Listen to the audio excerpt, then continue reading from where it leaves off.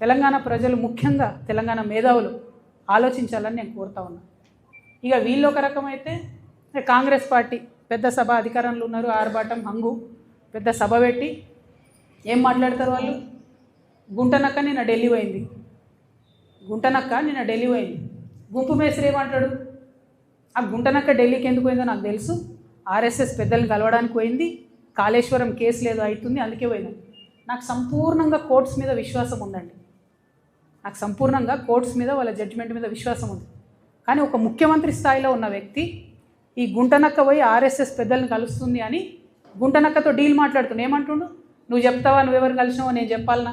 అరే నీకు తెలుసా, నువ్వు చెప్పాలి కదా ప్రజలకు, నువ్వు ముఖ్యమంత్రివి కదా, నీకు బాధ్యత ఉంది కదా. అట్లా కాకుండా డీల్ మాట్లాడుతున్నాడు. నీకు తెలుసా, నాకు తెలుసు, నువ్వు ఎక్కడికి పోయినావో నేను చెప్తా. ఏం మాటలు ఇవి? అంటే ముఖ్యమంత్రి స్థాయిలో ఉన్నటువంటి వ్యక్తి కోర్టులలో ఉన్న తీర్పుల్ని ప్రభావితం చేయగలుగుతారు కొంతమంది అనేటటువంటి డైరెక్ట్గా మాట్లాడుతూ సంపూర్ణంగా రాజ్యాంగాన్ని, రాజ్యాంగబద్ధ సంస్థల్ని స్లైటన్ చేస్తూ ప్రజలకు ఏమాత్రం విశ్వాసం లేకుండా చేస్తున్నారు. అంతేకాకుండా ఏమంటాడు ఆయన? సేమ్ ఏదైతే ప్రజల పట్ల బీఆర్ఎస్ పార్టీ లెక్కలేనితనం ప్రదర్శిస్తుందో అదే లెక్కలేనితనాన్ని కూడా కాంగ్రెస్ పార్టీ ప్రదర్శిస్తే ఏమంటాడు ఆయన? నేను ప్రతిపక్షం లేకుండా చేస్తాను. నువ్వెవరు చేయడానికి? ప్రజలు కదా డిసైడ్ చేయాలి.